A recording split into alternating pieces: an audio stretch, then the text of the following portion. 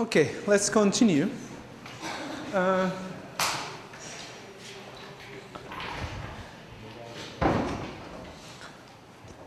Sequence alignment sometimes can be very difficult if the sequences you compare have very subtle, very minor similarities. Sequence alignment usually is not considered a challenge when your sequences are similar more than 70%, 80% similarity. Such kind of finding similarities in very highly similar sequences is very easy. It's not very challenging. But in biology, it's known that even with 10% sequence similarity, there are some genes are known to be related, functionally related, with 10% similarity. Okay, so and usually the sequence similarity of between 25% to 35% is called the Twilight Zone, which we are not so sure whether we have found an actual homologue or did we find something by chance. The challenge is to find similarities between these low sequences with low similarity. For example, look at this one. Even if they're of same length, if you look at these two protein sequences, okay, we don't seem to observe any similarity between them, but only, for example, about 10 out of 30 amino acids are matching, and it's usually very difficult, which you may have multiple choices, multiple options when you are doing this matching. For example, this V could have been matched to this V as well. Which one are you going to prefer? Which one is the true one? Which one is the true match? So, and therefore, what we need is to distinguish true alignments, which are or biologically more correct alignments from random alignments. We need some kind of a scoring function to lead us toward more correct alignments. So, given two alignments, for example, let me give you. Okay, for example, look at these three alignments. Okay, this DNA sequence of length 8 is aligned with this DNA sequence of length 6. This alignment, which does not have any gaps, the gaps are terminal gaps, which occur at the ends. We don't have any gaps in between. We just have three alignments in such case, but which alignment is better? Which alignment is biologically more correct, provides a biologically more correct matching than the other alignments? How do we find this? So what we need is, a scoring function to distinguish bad alignments from good alignments. And there are three components of a scoring function. Or maybe two components. So what is the mismatch score? If you have a match, what is the score of having this match in the alignment? Because if we define this scoring function, then we can define the problem formally like this. Find the alignment which provides the maximum score. Okay, so this becomes an optimization problem. There may be many alignments, thousands of alignments between these two sequences, but your goal is to find the alignment which has the maximum score given a scoring function. So given, if somebody tells you that this is your match score, this is your mismatch score, and this is your gap penalty, meaning that if you align, for example, look at this alignment. We don't have any matches, but it has to have a certain score, or the score may also be negative. So we need to penalize gaps. And gap penalty is also usually associated with two values to distinguish between gaps like this. Okay? In an alignment, you may have gaps that occur, for example, A, G, C, T, or A, G, C, T. Okay. So here in these two different parts of the alignment, they are separate. Okay. This one shows one sequence of the one alignment. This one shows again the one sequence of another alignment. Now here these are our gaps, and we have matches in between them. Now, if a biologist look at these two separate alignments, the biologist is probably going to say that in nature, when we observe mutations or these evolutionary events, when we observe them, such kind of events in which insertions of a single nucleotide is rarely observed. But a deletion of a chunk of amino acids, not a single one, but a deletion of a chunk or insertion of a chunk of nucleotides is more observed in nature. So what a biologist, when she looks at this, she's going to say that this is more likely, this kind of a matching, this kind of an alignment is more likely to be observed in nature compared to this one.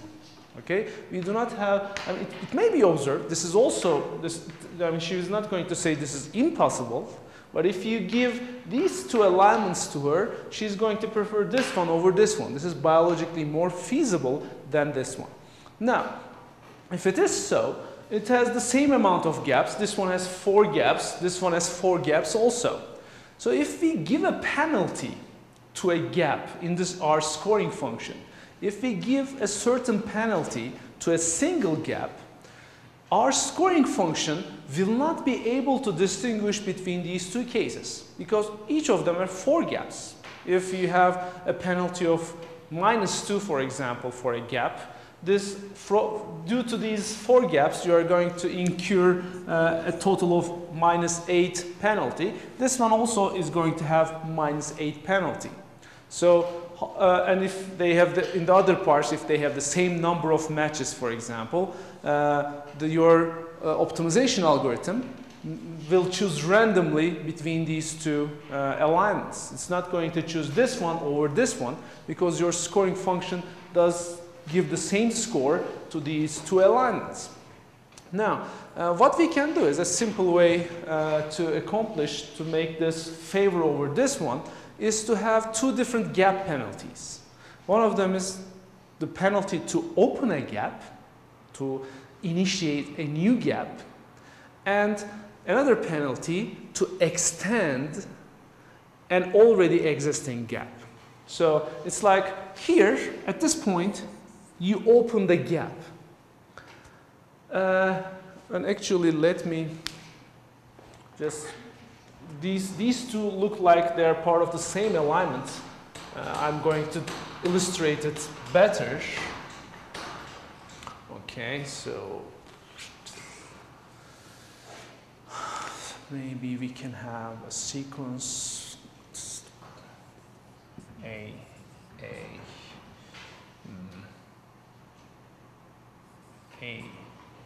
G, C, T, G, C, C, T, G, C.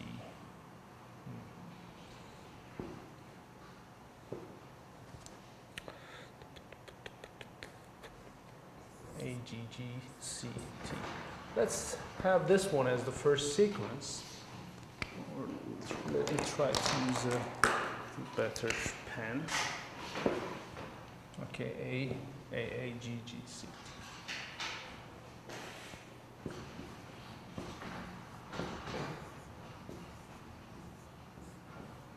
And I'm going to have,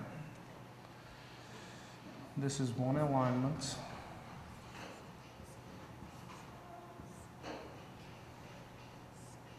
Okay.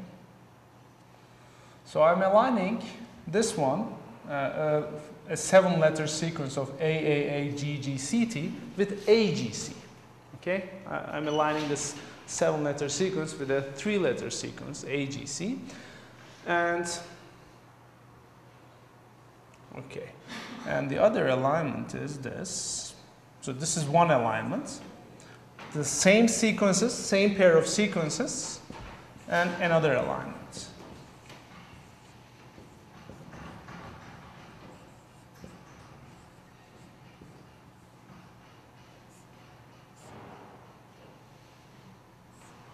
Okay. Each one, and the difference between these two alignments is more subtle compared to this one, but still there's difference. There's a difference. It's only here in this part. I mean, I could have maybe devised a better example, but this example shows the difference barely. Now, here we have in these two alignments, both of them have three matches. Okay, A is matched with an A, G is matched with a G, C is matched with a C. We have the same number of matches in this alignment as well. 3 matches, a total of 4 gaps.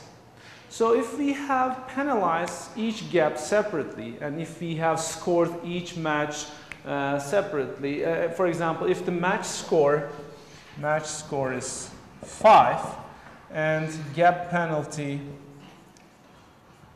is, for example, -2, what I'm going to have, the total score in both of these things is what? 15 minus 2 times 4, which is 7. Okay, so the final score is going to be 7. I have 3 matches.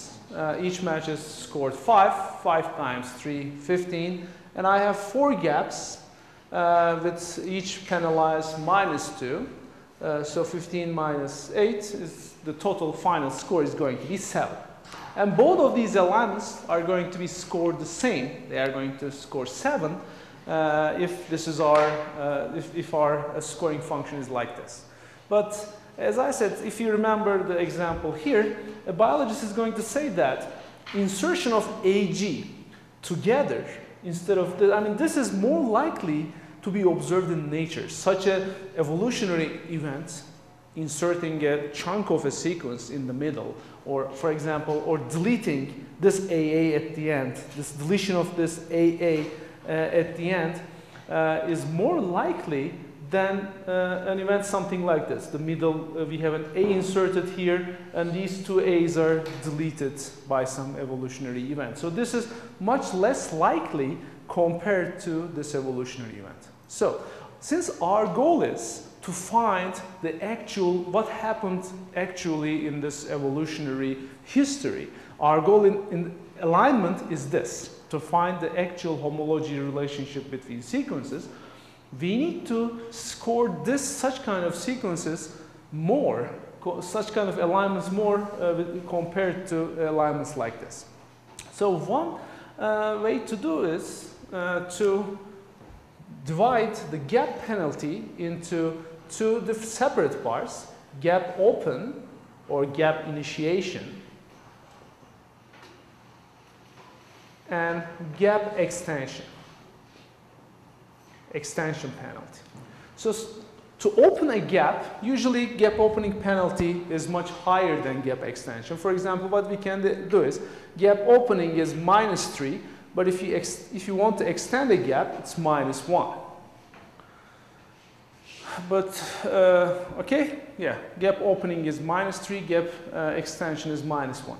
So in this alignment, each of these gaps are opened, initiated after a match, okay? After this match or mismatch, we have gap opening. So I have here -3, -3, -3, -3. Which is going to sum up to our final score is going to be 3. However, in this one, I'm going to have, so this is gap initiation -3. So here I'm extending an already opened, already existing gap. So I'm going to have a penalty of -1 here, -3, -3. Which is going to be -10 in total. So 15 minus 10, I'm going to have a score of 5. So with the help of this gap opening, gap extension, what we were able to do was we were able to favor this alignment over this one. Okay? And this example, devising a scoring function, okay, why did we have chose to gap open, gap extension? the main purpose was to mimic, to make the alignment more similar to what we would expect in nature, okay, how the actual alignment is. So this, whatever scoring function we have, it has to be biologically motivated. That's the main reason. And regardless of the algorithm, whatever algorithm you have, okay, such kind of the resulting alignment is not solely dependent on the algorithm. Your scoring function, this example just showed that your scoring function is very important to in the final result. The final resulting alignment very much depends on your scoring function. So when I say we have an algorithm, like these dynamic programming algorithms, the global and local alignment, they give you the optimum alignment, the best alignment given a pairwise sequence, given a pair of sequences, means that they do it given a specific scoring function. It does not mean that the alignment they provide is always the biologically most correct alignment. Okay, so you need to understand this difference. These two algorithms, they are going to give you an alignment. This dynamic programming algorithm, they are going to provide, they'll be able to align two sequences, but the final resulting alignment may not always be the biologically correct alignment. Because these algorithms, so they're programs which take input the scoring function. They are going to find the best alignment based on your scoring function. They are going to find the alignment which maximizes a given scoring function. So this is, I'm just emphasizing this because finding a good scoring function is as important as finding an algorithm that can find the best alignment.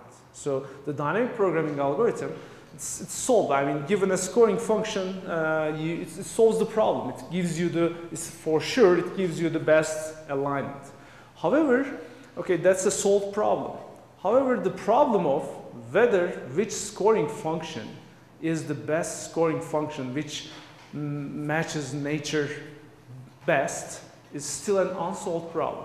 Okay, because I mean, and you may argue, okay, if somebody claims that, okay, I have found the best solution, how are you going to verify this? That's the problem. That's the main problem. Okay, somebody may say, okay, this scoring function is the best, but you are going to find in nature examples in which that scoring function performs bad. I mean, that scoring function may be good for certain sequences, but it will not be good for every pair of sequences. And it's really arguable whether maybe there's no single scoring function. Maybe you should use several different scoring functions for different purposes. Maybe for plants, for plant genomes, you may have different scoring functions. For animal genomes, you may have different scoring functions. Maybe it's still questionable whether there's a single scoring function, match, mismatch, or gap, open gap, extension, penalty, which is universally best. This is still not known. Okay, so dynamic programming seems it's solving the problem. It's just solving the problem given a scoring matrix. So biologically, finding the correct match score, the gap penalties is still an unsolved problem. And what people do, okay, if this is an unsolved problem, so what do we do practically? Okay, how do we choose these values?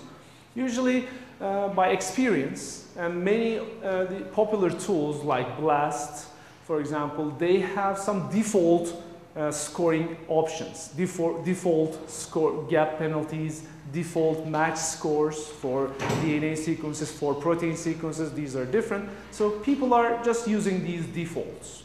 But do not forget that the defaults, even in default values in these programs, sometimes may not give you the best results. So you should always look at the final results with certain suspicion. What if you change the scoring function to a different scoring function? You could have maybe gotten a different alignment which is biologically more correct. Okay, so gap scores and scoring matrices, gap penalties and scoring matrices are still being studied, but there are nice. Okay, these are. I'm going back. Yeah. There are well accepted scoring matrices in these areas. Okay, now I'm going to go back here. Okay, this is the sequence alignment, and I'm going to give you some example of scoring functions, and I'm going to introduce you the idea of scoring matrix, in which a match score is not constant like this. So in this one, each match is scored equally. G, C, A, they're all 5. But especially for protein sequences, matching of certain amino acids may be biologically more important than matching of other amino acids. Some amino acids may be very common in nature, and therefore matching of this one with another one, or matching of a certain amino acid with a different amino acid but similar. So amino acids also have chemical similarities. For example, the isoleucine amino acid and leucine amino acid, they are similar. Sometimes if you change this amino acid to the other one, the protein still functions, nothing changes. But if there's a cysteine amino acid, if you change it to another amino acid, it will never work. So cysteine is the amino acid which contains the sulfur atom, so it's unlike other amino acids. So if you substitute another amino acid in place of it, if you align it with a different amino acid, it biologically does not make sense. So you may want to give different match scores to different amino acid types, and you may want to penalize.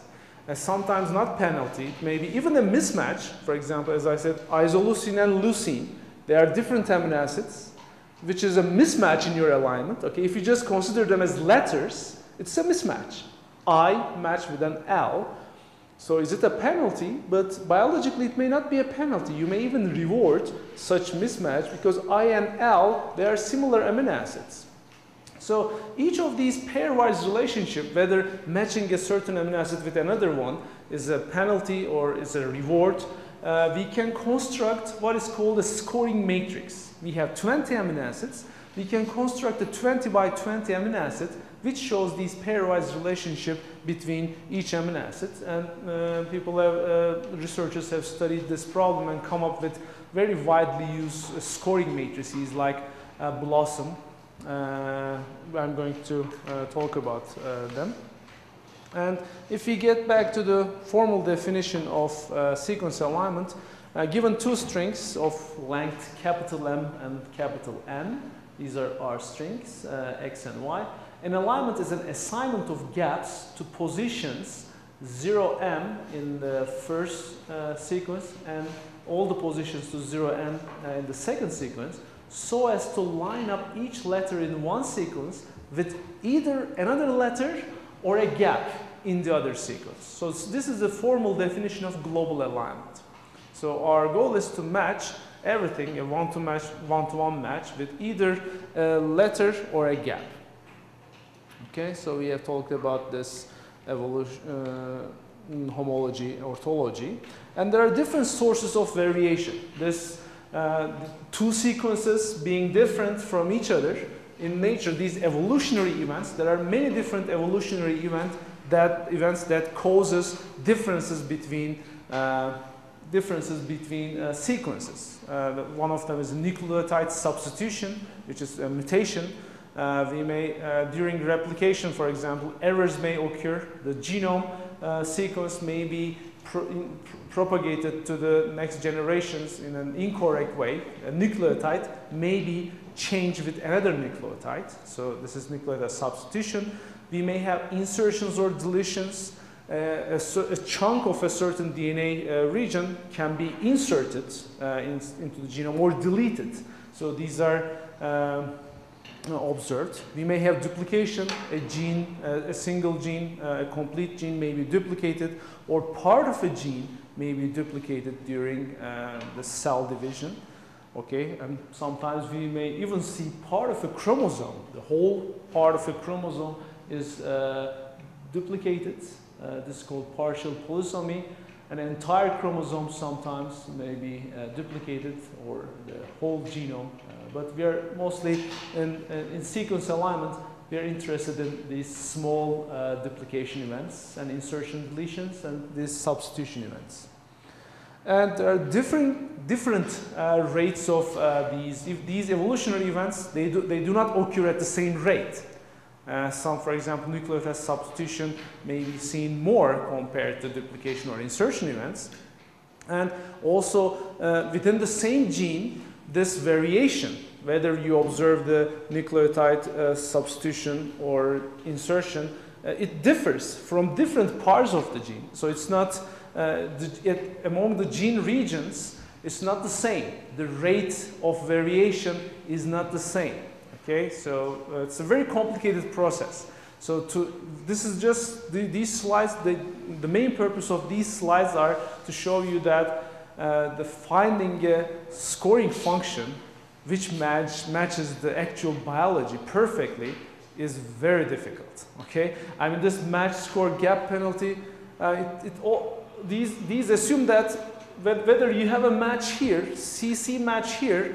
It's position independent, right? Whether you have a gap at the end of the sequence, in the middle of the sequence, or at this beginning of the sequence, you do not change your score based on that. So it's very difficult to have such a dynamic scoring function, and therefore most of these biological observations, biological facts are overlooked. We basically assume that. These are the common assumptions.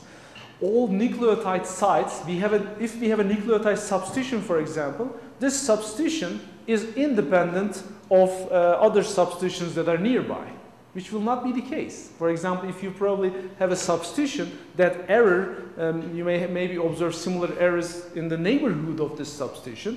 But these assumptions are, unfortunately, being used by current scoring matrices. Okay, just to show you that current scoring functions we use are not perfect, are based on a lot of incorrect assumptions, but still they can find relationship between sequences. So okay, so they may not be 100% correct, but still people are using them and finding relationship between gene sequences, protein sequences. And so the base composition is at equilibrium means that the relationship between the number of A's, the percentage of the frequency of A's, G's, C's, T's are constant as equilibrium in the sequences. This may not be the case also. And the conditional probabilities of nucleotide substitutions are the same for all sites. For example, the probability of changing C to a G, or C to an A, or C to a T, we all treat them the same. They're all mismatches to us, right? If you have a single mismatch penalty, it's, I mean, whether C is more likely to be changed to a G, you are not going to take into account this fact if you have a single mismatch score. So these different things, these variations, these complications shows that a true biologically accurate scoring function needs to be very complicated. Okay, you cannot, by these simple match-mismatch scores, you need to make these assumptions, which are not true in many cases. But this is just to give you an idea about what the problem we are working with. At the end, we are going to be using very simple scoring matrices. Now, what's a good alignment? As I said, we need scoring. I already mentioned some of these. So here we have matches, mismatches, and gaps. The alignment of these two sequences, which are similar in length, we may have alternative alignments, especially the possibility of a gap increases the number of possible alignments exponentially. Okay, the number of possible alignments we can have between these two sequences is actually exponential. We can, with the, it's not, so it's, there are, you can have, if you have the number of gaps are not limited by a number, you can have gaps anywhere, it means that you can match basically any subset of the first sequence to any other subset of the other sequence. So, and all possible subsets, subsequences of these sequences are exponential. So we have many possible alignments to consider. But if we remember what I stated earlier, if we decide on a certain match, we will reduce the possible number of alignments after we decide on a certain match. For example, if they decide to match this A with this A, then you filter out, you prune all the possible alignments which could have matched this region to this region. I mean, I'm not saying this region can never be matched to this region. It can be matched. I mean, if, for example, if this part is matched with a gap here, then it's possible to match this region with this region, okay? I mean, all regions can be matched.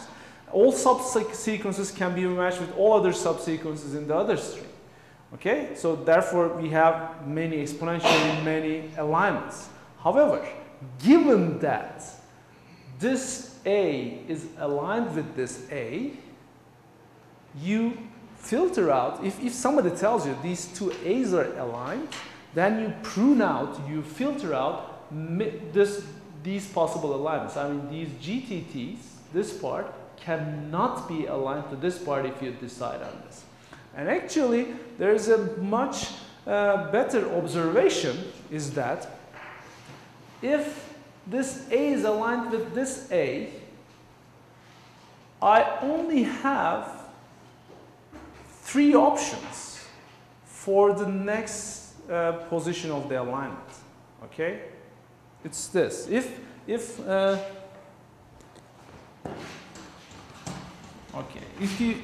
you look at just the letters after these two A's,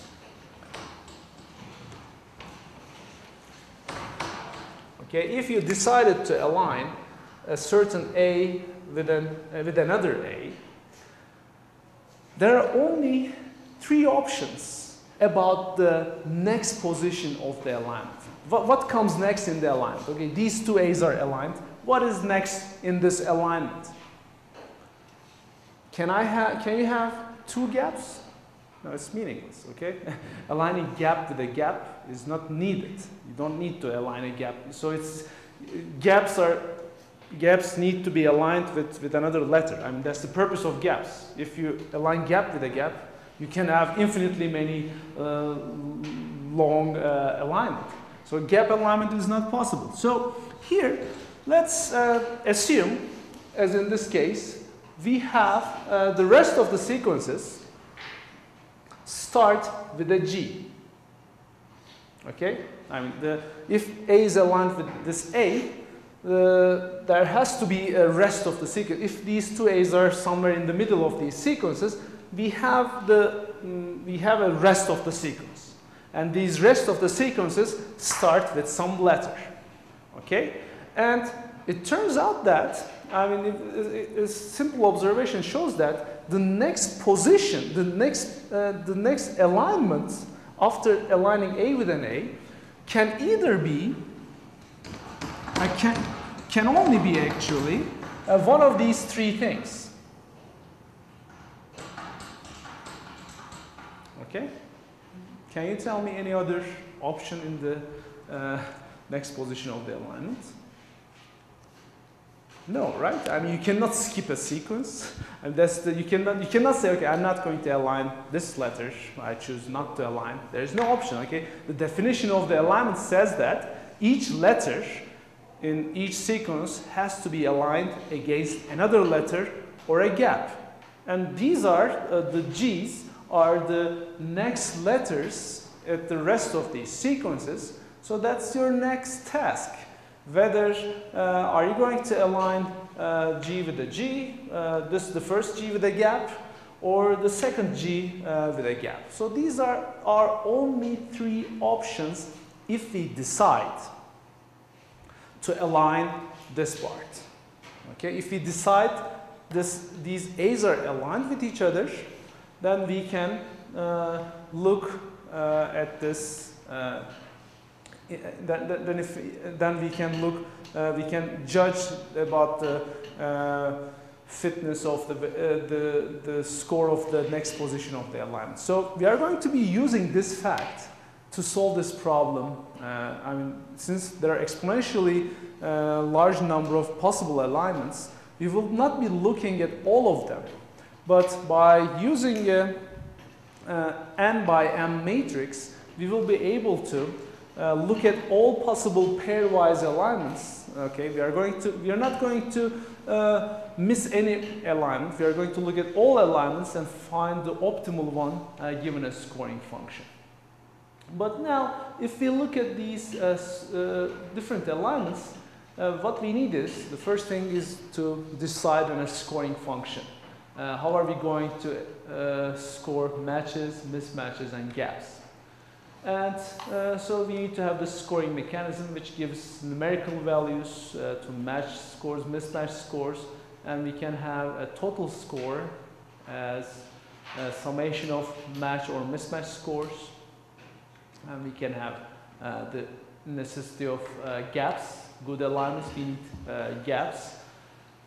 We need to also have a scoring function that considers gaps. We can use a gap penalty of -1, and as I also showed you, gap opening and gap extension, giving different values to these opening and extension gap penalties will favor certain alignments more over biologically maybe infeasible alignments. Okay, and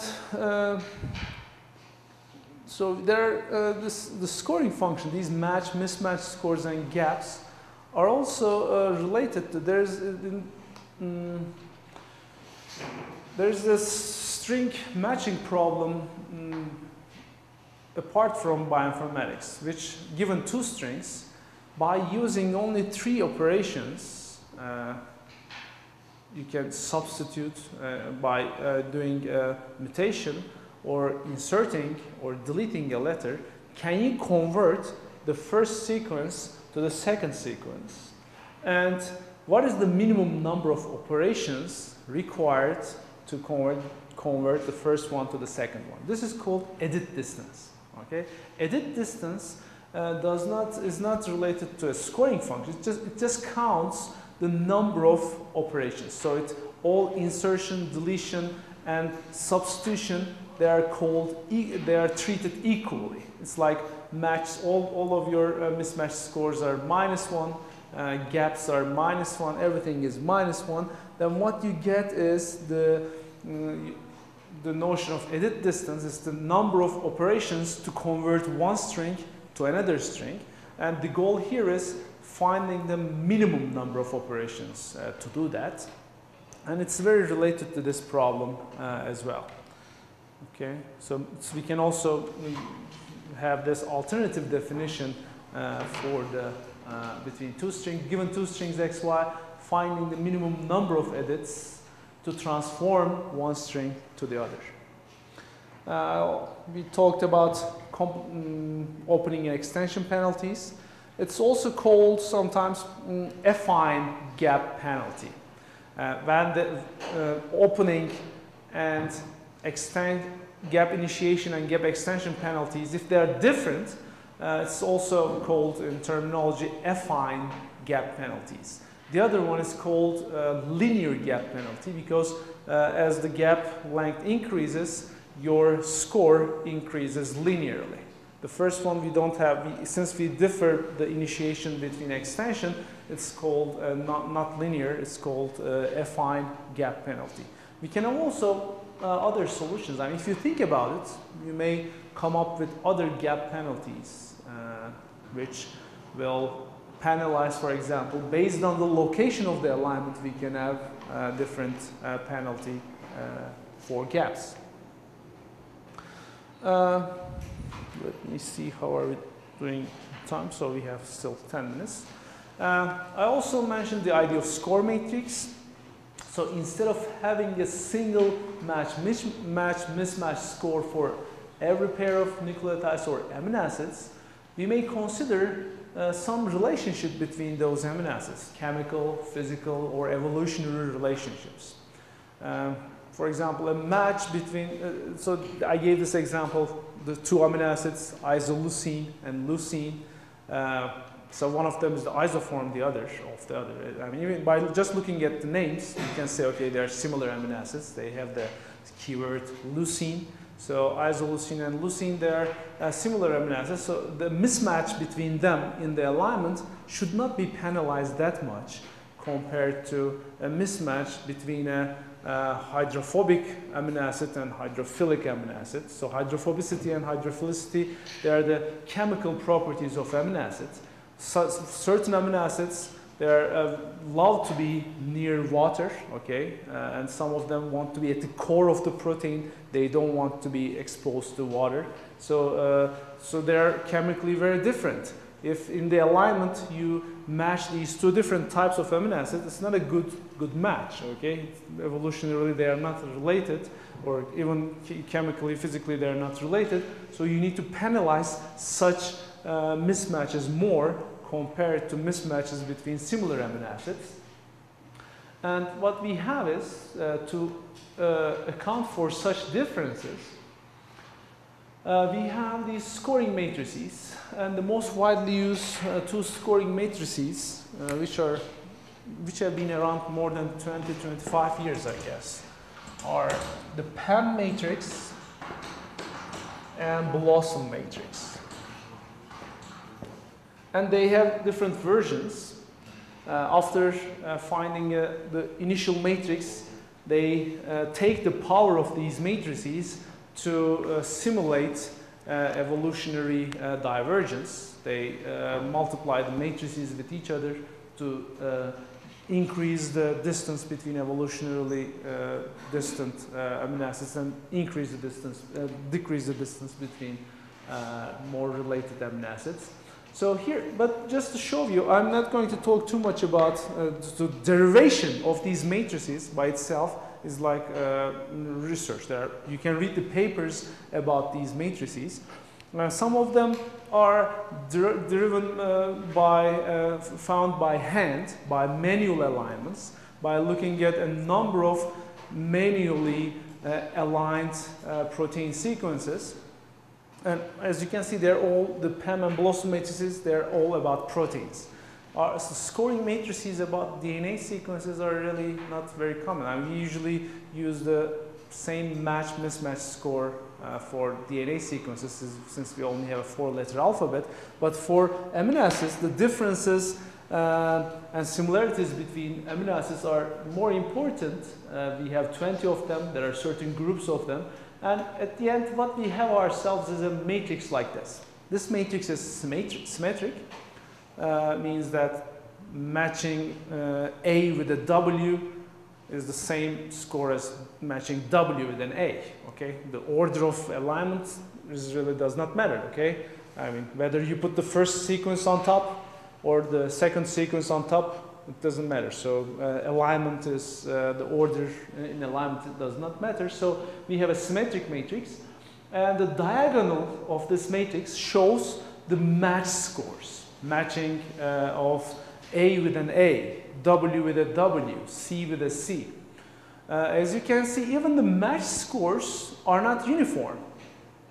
For example, if you have in your alignment, if you have a match of an amino acid A with another amino acid A, you get a score of 2 only.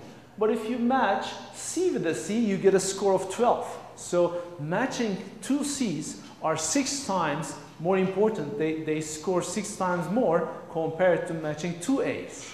So if such a scoring matrix is going to first to optimize the score, will not want to mismatch if you have two C's in the sequence, in two sequences, one C is here, the other C is here.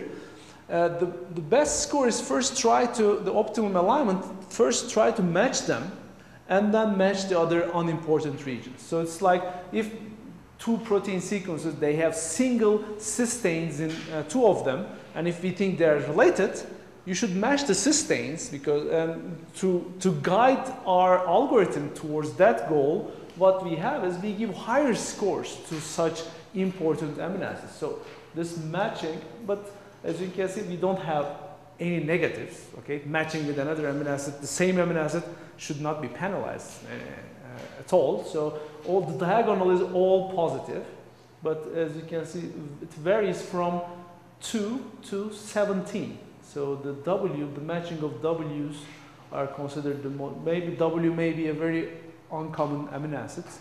So if it's an uncommon amino acid and if it's found in both of these protein sequences, they should be matched. And as you can see, the mismatch parts, some of the mismatches are even rewarded. It has positive score, like a mismatch, and some of them are, okay, do we have anything? Yeah, for example, a mismatch between N and D. I think this is the third one. Yeah. The mismatch between N and D scores 2. Okay, here. So if in an alignment you have N and D and you have A and A, they score the same. The score of this is 2. A match, and this is a mismatch, it scores 2 as well. So because probably these are similar amino acids, their chemical properties, or in the evolutionary, in the manual alignments that people have looked, they were in the conserved regions. This amino acid may be substituted this one in the observed related sequences. Therefore, this mismatch is also scored 2. Can you see anything greater than 2? Yeah, we have 3 actually. So a mismatch between R and K scores 3. Okay, it's better than a match between A and A. So a mismatch scores better than a match. So it may be the case.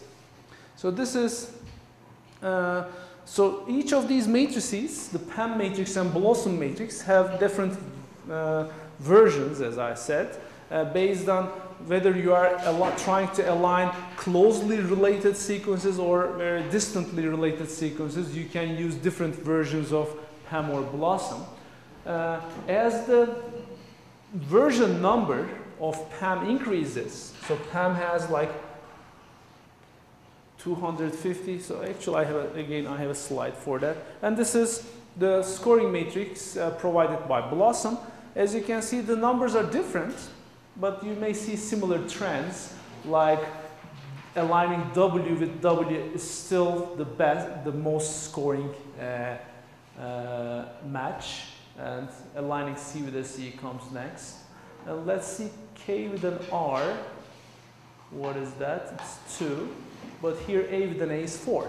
So in Blossom matrix, the alignment of A with an A actually scores better than the mismatch between K and R. But in PAM matrix, it wasn't like this. Maybe PAM, that version of PAM is more distantly related sequences. And here's a table which compares these two scoring matrices, PAM and Blossom.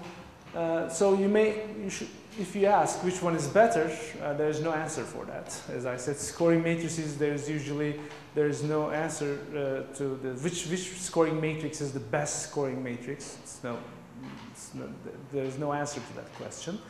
But usually there are people, by experience and by practice, people have chosen certain matrices over other matrices. Like Blossom 62, this version, the Blossom 62 version, is, I guess, the most popular of these matrices. Not because you can draw a rabbit from 62. That's the problem. That's not the reason. That's because I don't know why 62, but it's here. The 62 means as the blossom version numbers go higher, it means more closely related sequences.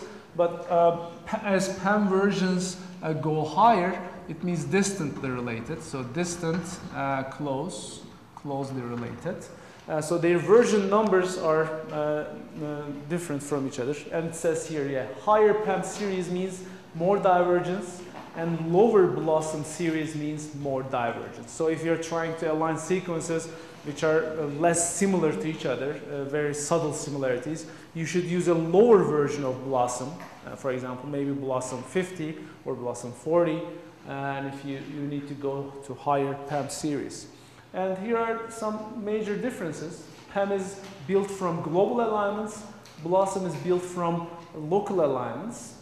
Its local alignment means that Blossom just looks at conserved blocks, conserved regions, not the whole alignment. It just looks at conserved regions, and based on data on these conserved regions, it finds these numbers.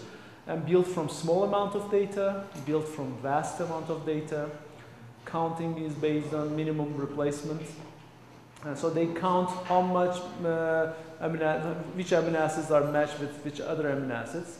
And here is perform better for finding global alignments and remote homologs, and better for finding local alignments. So as you can see, each of them are better at different things. If you're looking for local conserved regions, you should use Blossom.